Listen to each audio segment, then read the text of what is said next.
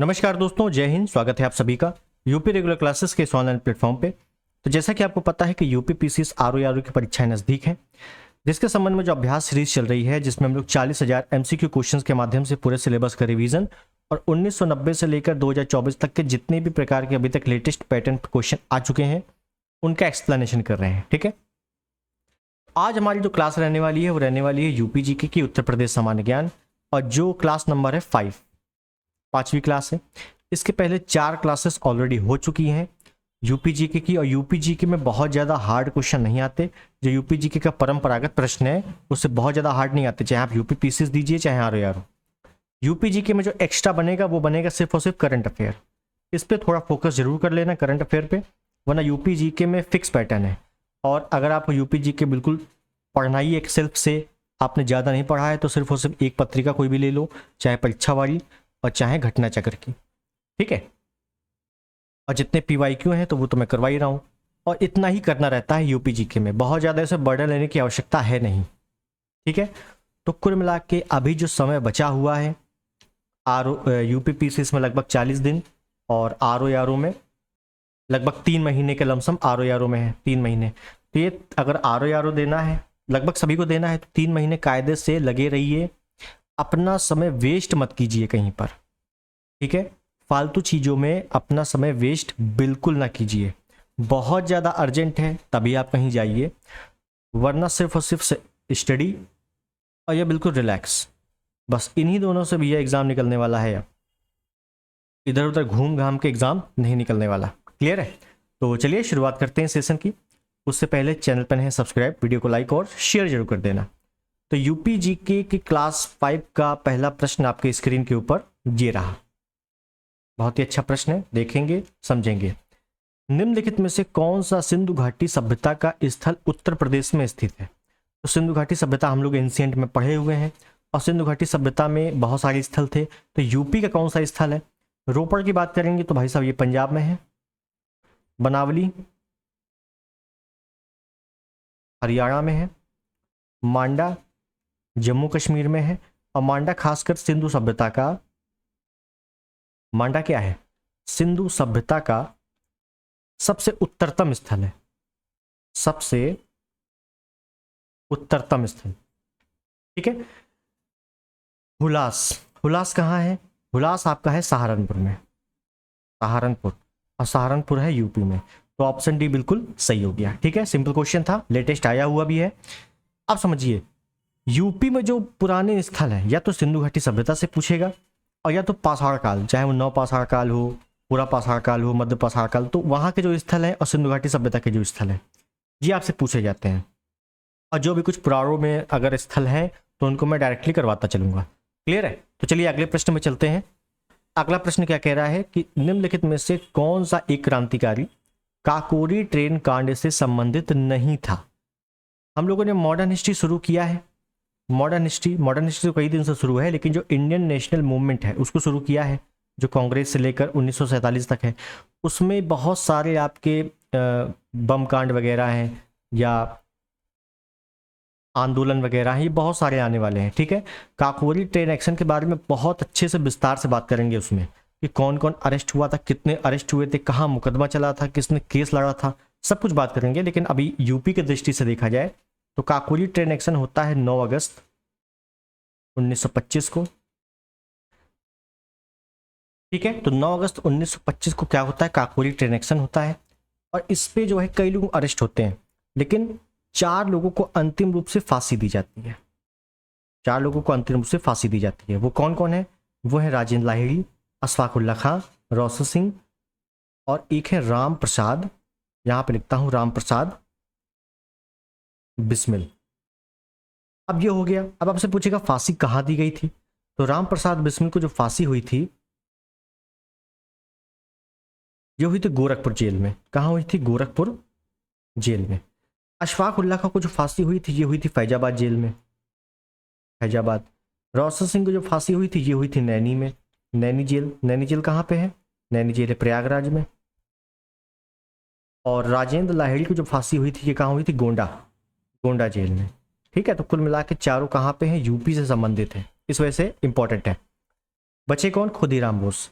खुदीराम बोस के बारे में इतना है, पहली बात तो ऑप्शन सी बिल्कुल सही है क्योंकि ये संबंधित नहीं है यहाँ से। खुदीराम बोस 1908 में मुजफ्फरपुर बम कांड हुआ था, मुजफ्फरपुर बम कांड। इसी मुजफ्फरपुर बम कांड में दो लोग शामिल थे, खुदीराम बोस और प्रफुल्ल चाकी। ठीक है, कौन कौन शामिल था? खुदीराम बोस और प्रफुल्ल चाकी। प्रफुल्ल चाकी नाम दिख रहा है, मैं ऊपर लिख देता हूं, एक मिनट। खुदीराम बोस है और प्रफुल्ल चाकी।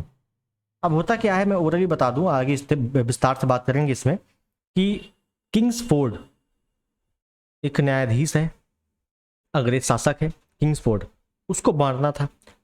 ये दोनों गए बम लेके, लेकिन गलती से दूसरा मर गया, कैनेडी, कैनेडी की फैमिली मर गई थी। तो इन दोनों को बहुत ही आघात हुआ, बताओ मारने किसको आए थे और अच्छा आदमी मर गया। तो प्रफुल्ल चाकी ने खुद गोली मार दी, बच्चे खुदीराम बोस। खुदीराम बोस अरेस्ट हो गए थे, फिर इनको फांसी दे दी गई थी, अब 1908 में। और ये उस समय उनकी उम्र क्या थी? तो 16 या 17 वर्ष। ठीक है, तो सबसे कम उम्र में फांसी पाने वाले व्यक्ति कहे जाते हैं खुदीराम बोस। क्लियर है? नेक्स्ट आगे चलते हैं। वर्तमान उत्तर प्रदेश में भारत के प्राचीनतम 16 महाजनपद में कुल कितने महाजनपद स्थित थे? तो यूपी में कितने महाजनपद हैं? तो अगर मैं महाजनपदों की बात कर लूं, महाजनपद, तो महाजनपद हैं कितने? 16 हैं, 16 महाजनपद। अब इन 16 महाजनपदों का उल्लेख किसमें किसमें मिलता है? तो उल्लेख मिलता है हमें बौद्ध ग्रंथ में भी और जैन ग्रंथ में भी। बौद्ध ग्रंथ जैन ग्रंथ दोनों में उल्लेख मिलता है। अब क्या उल्लेख, मतलब किस ग्रंथ में उल्लेख मिलता है? तो बौद्ध धर्म का आगुत्तर निकाय, आगुत्तर निकाय, और जैन धर्म का भगवती सूत्र, भगवती सूत्र। इन दोनों में क्या है? 16 महाजनपदों का उल्लेख है। लेकिन बोला गया है यूपी में कितने महाजनपद हैं? तो यूपी में मात्र 8 महाजनपद है, केवल और केवल 8 महाजनपद है। अब आपसे क्या पूछेगा यहाँ से? पहली बात तो ये लेटेस्ट आ भी चुका है क्वेश्चन, पूछेगा कि बताओ, पहली बात तो 16 महाजनपदों में से कितने यूपी में है? 8 यूपी में है। कौन सा यूपी में नहीं है? तो इसके लिए हमको 8 पता होने चाहिए। जो यूपी में है उनकी राजधानी क्या है, वर्तमान लोकेशन क्या है? मिलान करने को आता है कि वर्तमान लोकेशन क्या है, ये बताइए। तो इसके बारे में थोड़ी सी चर्चा हम लोग करेंगे। ठीक है, तो देखिए हम लोग देख रहे हैं 8 महाजनपद, यूपी वाले 8 महाजनपद। तो एक तो है, दिख रहा है आपको? हाँ, बहुत अच्छे से दिख रहा है। तो एक तो है भैया काशी, काशी। एक है वत्स, वत्स। एक है कौशल, क्या है? कौशल। एक है मल्ल, और प्रश्न कैसे आएंगे अभी वो भी देखना। मल्ल। एक है चेदी, चेदी। एक है कुरु, कुरु। एक है पांचाल,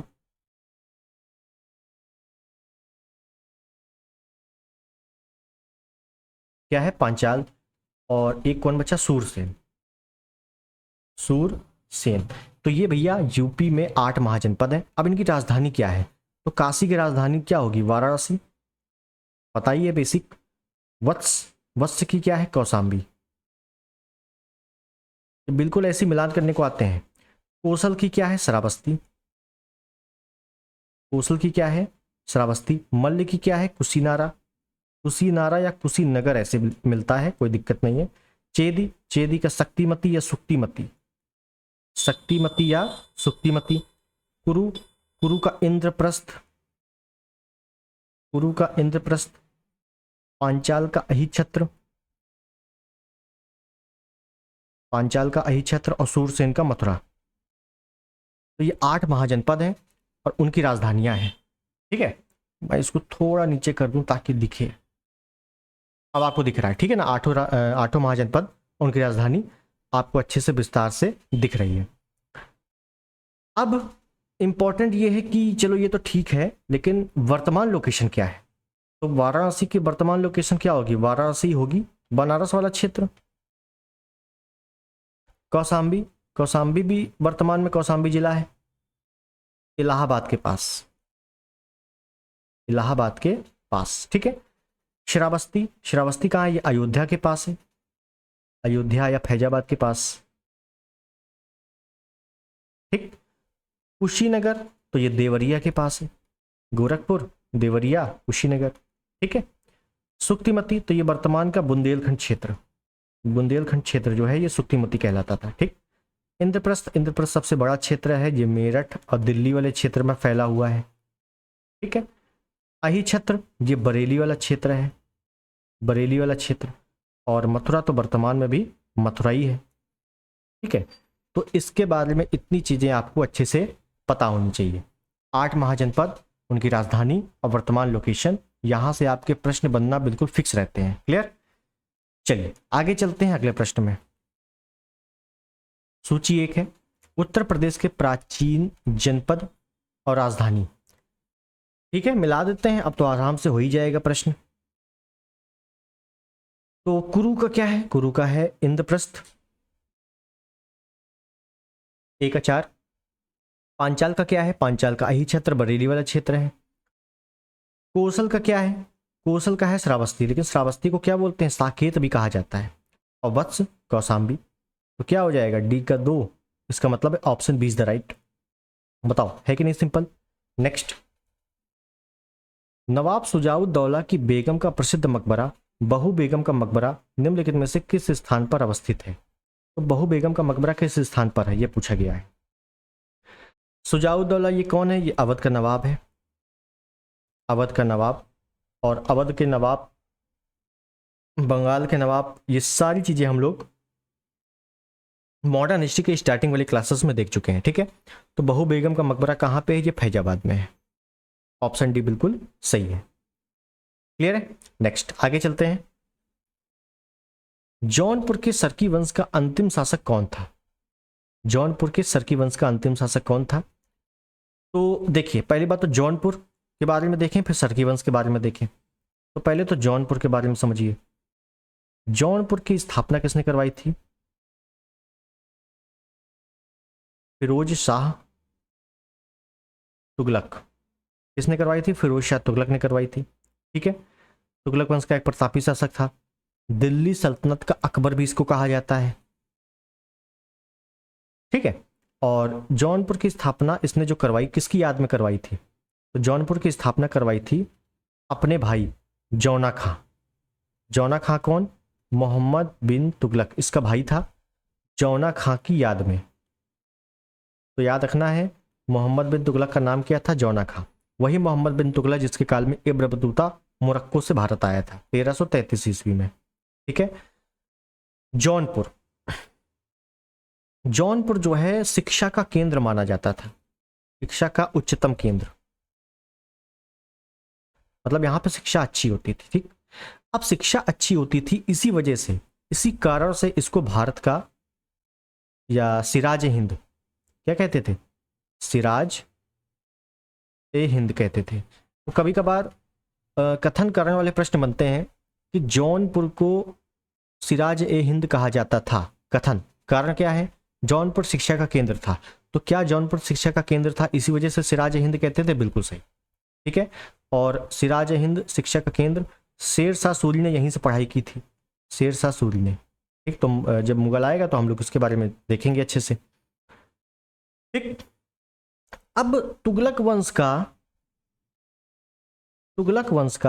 अंतिम शासक कौन है? महमूद शाह। तुगलक वंश का अंतिम शासक है महमूद शाह। इसी के काल में कौन आता है? तैमूर आता है। तैमूर मंगोल शासक है, 1398 ईस्वी में।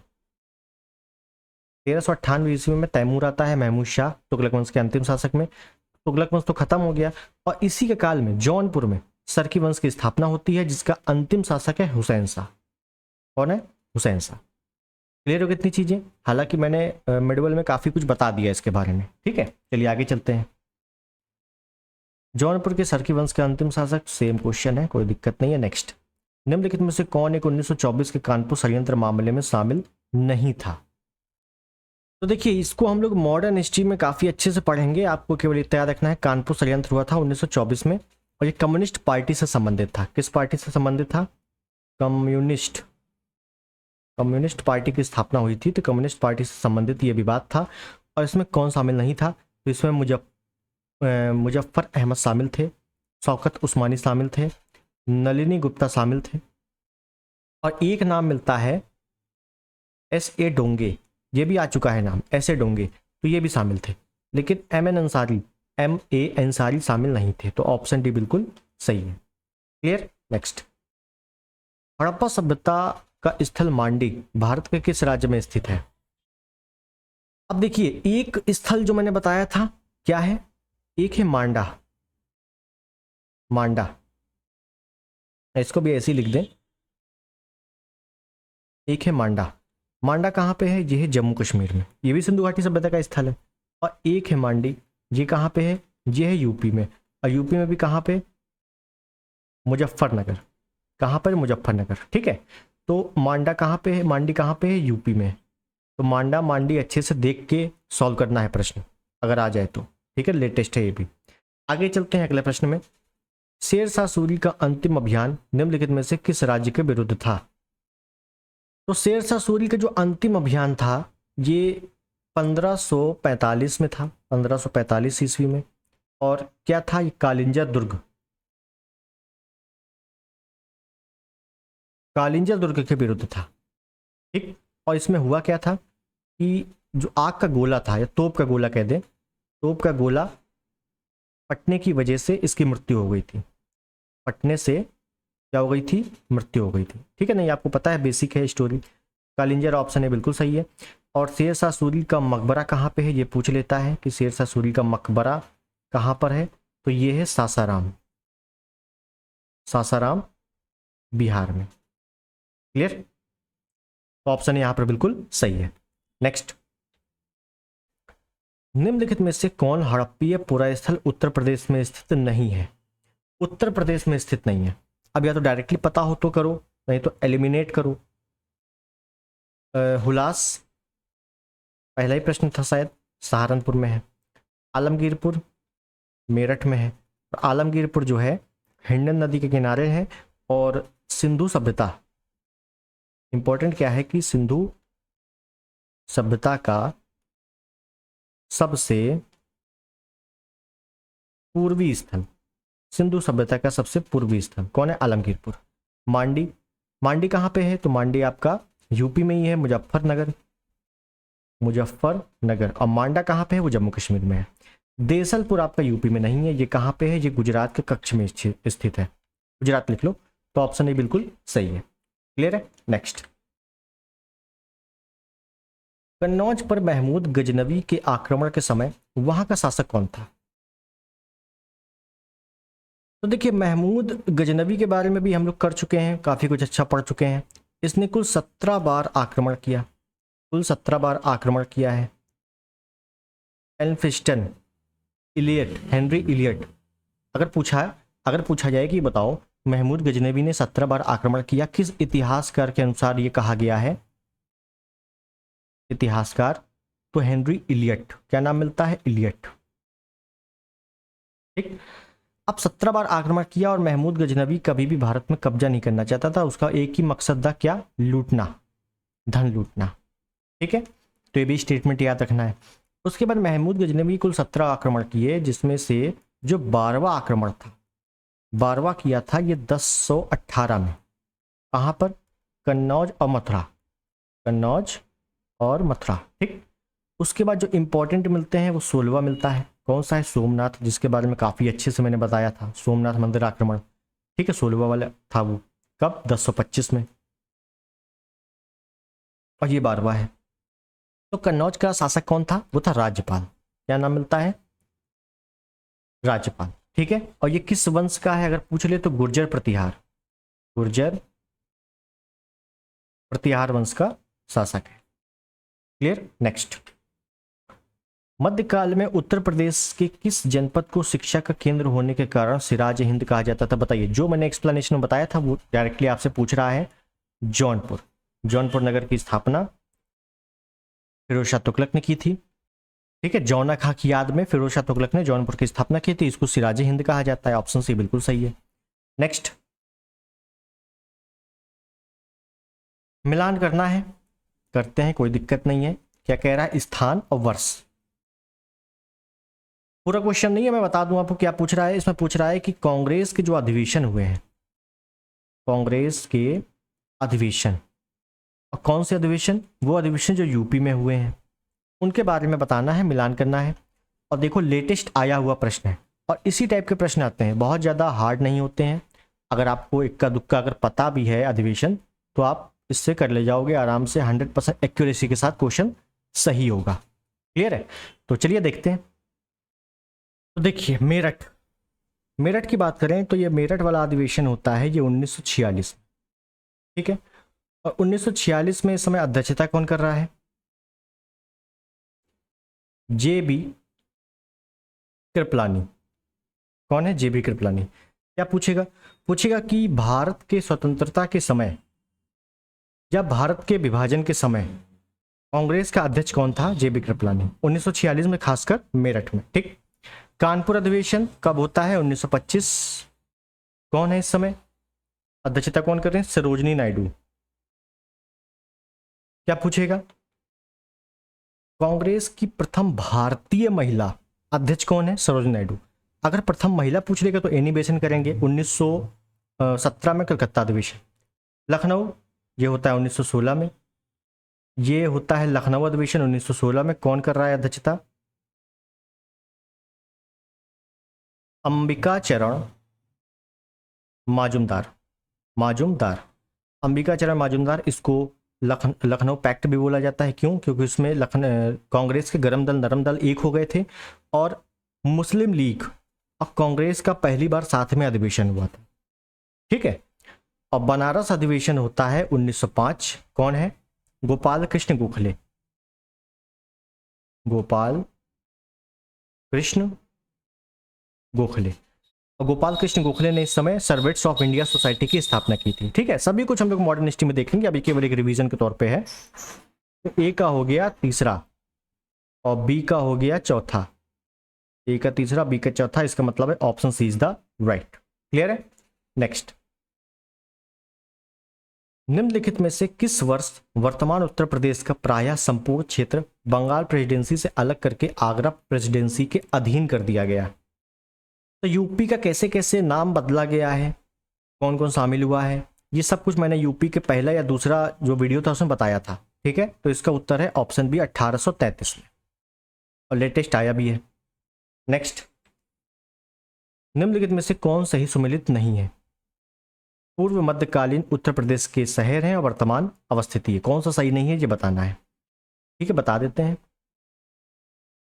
कोयल, या इसी को कोयल या कोल कहीं कहीं मिल जाएगा। कोल ये कहाँ? ये अलीगढ़ का पुराना नाम बिल्कुल सही है।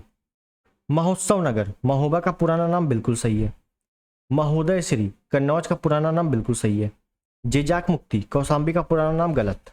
जेजाक मुक्ति कहा जाता था बुंदेलखंड को, बुंदेलखंड। तो बुंदेलखंड का पुराना नाम क्या है? जेजाक मुक्ति। क्लियर है? तो पुराने नाम याद कर लेना अच्छे से, बहुत बार आ चुका है ये। नेक्स्ट, अंग्रेजों के विरुद्ध बनारस विद्रोह का नेतृत्व किसने किया था? अंग्रेजों के विरुद्ध बनारस विद्रोह का नेतृत्व किसने किया था? और ये अभी आया था हाल ही में। तो बनारस विद्रोह ये होता कब है? ये होता है 1780-81, 1780-81 के करीब। और अंग्रेजों के खिलाफ जो है बनारस विद्रोह का नेतृत्व किया था राजा चेत सिंह ने। इसने राजा चेत सिंह। और इस समय जो गवर्नर जनरल है वो कौन है? Warren Hastings, Warren Hastings. Clear है? नेक्स्ट, काकोरी षड्यंत्र केस में प्रधान आरोपी पंडित राम प्रसाद बिस्मिल को उत्तर प्रदेश के किस शहर में फांसी दी गई थी? देखिए मैंने कितने लोगों को फांसी दी गई थी वो सब बता दिया है, कहाँ कहाँ फांसी दी गई थी वो सब बता दिया है। तो एक सिंपल नाम पूछ रहा है तो ये गोरखपुर। कहाँ फांसी दी गई थी? गोरखपुर। और ये कहाँ के रहने वाले थे राम प्रसाद बिस्मिल? तो शाहजहांपुर, शाहजहांपुर। क्लियर? नेक्स्ट, अखिल भारतीय किसान सभा की स्थापना हुई थी। तो अखिल भारतीय किसान सभा की स्थापना कब हुई थी? तो ये हुई थी लखनऊ अधिवेशन 1936 का जो लखनऊ अधिवेशन है। और इस समय जो अध्यक्षता कर रहे हैं कौन? पंडित जवाहरलाल नेहरू अध्यक्षता कर रहे हैं। और इसी समय अखिल भारतीय किसान सभा, क्या इसी समय अखिल भारतीय किसान सभा, की स्थापना होती है। कौन करता है स्थापना? तो दो नाम मिलता है। कौन?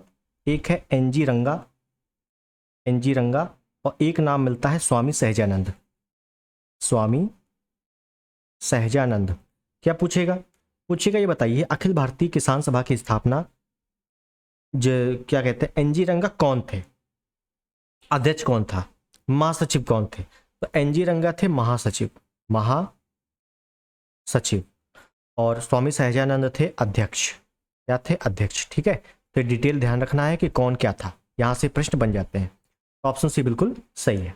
नेक्स्ट, लखनऊ में स्थापित अखिल भारतीय किसान सभा किसान कांग्रेस के महासचिव के रूप में निम्नलिखित में से किसे चुना गया था? देखो आ गया, महासचिव कौन था? महासचिव कौन है? एनजी रंगा। एनजी रंगा क्या है? महासचिव है। और राम प्रसाद बिस्मिल स्वामी सहजानंद क्या है? ये अध्यक्ष है। तो ए बी दोनों ऑप्शन में कंफ्यूजन हो जाएगी, इस वजह से थोड़ा सा अच्छे से डिटेल में बार बार लिख कर इसको याद करना है। बी ऑप्शन सही है। नेक्स्ट है, मंगल पांडे सिपाही था। 1857 की क्रांति में इनकी महत्वपूर्ण भूमिका है स्टार्टिंग में, और 1857 की क्रांति बहुत ही अच्छे से डिटेल्ड में हम लोगों ने पढ़ लिया है। मंगल पांडे ये बैरकपुर छावनी में, बैरकपुर छावनी में सैनिक के पद पर तैनात हैं। बैरकपुर छावनी है कहाँ पर? पश्चिम बंगाल में है। और ये रहने वाले कहाँ के हैं? ये बलिया, बलिया यूपी के रहने वाले हैं। और ये 34वीं रेजिमेंट, 34वीं एनआई के सैनिक हैं, जो कि 34वीं कहीं नहीं लिखा हुआ है, इस वजह से ई करके 34वीं लिख लेना है। और अगर ऐसा ऑप्शन आएगा तो सभी को नंबर मिलेंगे या किसी को नंबर नहीं मिलेंगे, ठीक है, क्योंकि सभी जो है गलत है। क्लियर? तो कभी कभी ऐसे भी क्वेश्चन आ जाते हैं कि सभी गलत होता है, कंफ्यूजन हो जाती है, तो याद रखना है 34। नेक्स्ट, महापरिनिर्वाण मंदिर अवस्थित है। तो महापरिनिर्वाण मंदिर कहाँ है? तो अब बौद्ध धर्म जैन धर्म दोनों पढ़ चुके हैं अच्छे से। अब बौद्ध धर्म में गौतम बुद्ध को जब महापरिनिर्वाण का मतलब है मृत्यु, कहाँ होती है मृत्यु? कुशीनगर में। तो महापरिनिर्वाण मृत्यु कहाँ होगा? कुशीनगर में ही होगा, क्योंकि जब इनकी मृत्यु हुई तो उस घटना को महापरिनिर्वाण कहा गया था। ठीक है, तो ऑप्शन इज द राइट। हालांकि ये सब क्वेश्चन हम लोग अलग से बौद्ध धर्म में देख भी चुके हैं। क्लियर? नेक्स्ट, महर्षि वाल्मीकि आश्रम स्थापित है। महर्षि वाल्मीकि वही वाल्मीकि जहां माता सीता को जब अयोध्या से निकाला गया था, उत्तरकांड में जब हम लोग पढ़ते हैं, तो वो कहाँ आई थी? वाल्मीकि आश्रम में ही उनको छोड़ा गया था। ये वाल्मीकि आश्रम कहाँ पे है वर्तमान? बिठूर। बिठूर कहाँ पे? कानपुर क्षेत्र। कहाँ? कानपुर। क्लियर है? याद रखना है, ऑप्शन भी बिल्कुल सही है। नेक्स्ट, वह प्राचीन स्थल जहां 60,000 मुनियों की सभा में संपूर्ण महाभारत कथा का वाचन किया गया था, ये कहाँ पे है? ये जो प्राचीन स्थल है ये है नैमिषारण्य। और नैमिषारण्य कहाँ पे है? ये तीर्थ स्थल है, बहुत इंपॉर्टेंट, याद रखना है। ये कहाँ पे है? सीतापुर में है। कहाँ पर? सीतापुर में। ठीक है। नेक्स्ट, उत्तर प्रदेश के ऐतिहासिक इमारत और स्थान देख लेते हैं। बौद्ध स्तूप, गौतम बुद्ध की जहां मृत्यु हुई, बौद्ध स्तूप कहाँ पे? कुशीनगर में। सी का दो जैसी ही हमको मिला, हमें लगता है सी का दो एक ही में मिल रहा है। Option C is the right. लेकिन फिर भी आगे देखो, कामदगिरी पर्वत कहाँ पे है? चित्रकूट में। कामतानाथ सुनाई होगा। 84 गुम्मद कहाँ पे है? ये जालौन में है। और जामा मस्जिद बहुत सारी है। ठीक है, देखिए जामा मस्जिद में कोई भी डायरेक्टली नहीं बता सकता। अगर आपसे पूछा जाए जामा मस्जिद कहाँ पे है, तो कौन सी जामा मस्जिद? एक संभल में जामा मस्जिद है, अकबर ने बनवाया था। बदायूं में जामा मस्जिद है, इल्तुतमिश ने बनवाया था, है ना। तो अलग अलग जामा मस्जिद है, तो ये केवल आप एग्जैक्टली नहीं बता सकते हो, बाकी आप बता सकते हो। क्लियर है? आगे देखेंगे तो यहाँ पे ऑप्शन सी बिल्कुल सही है। नेक्स्ट, स्थान है, स्मारक है। तो कौशाम्बी में, कुशीनगर, सारनाथ, श्रावस्ती में कौन कौन से स्तूप या मठ हैं? तो घोषिताराम जो है ये कौशाम्बी में है, तो ए का हो गया 2। और श्रावस्ती में सहित महत है। श्रावस्ती में कौन सा है? सहित महत। सारनाथ में धमेक स्तूप है, और कौशाम्बी में रामाभर। तो बी का हो गया 3, सी का हो गया 1, बी का 3, सी का 1, बी का 3, सी का 1। Option C is the right. बताइए, समझ में आ गया? अगर 2 भी आपको पता है तो आराम से आप निकाल सकते हो। नेक्स्ट आगे देखते हैं अगला प्रश्न।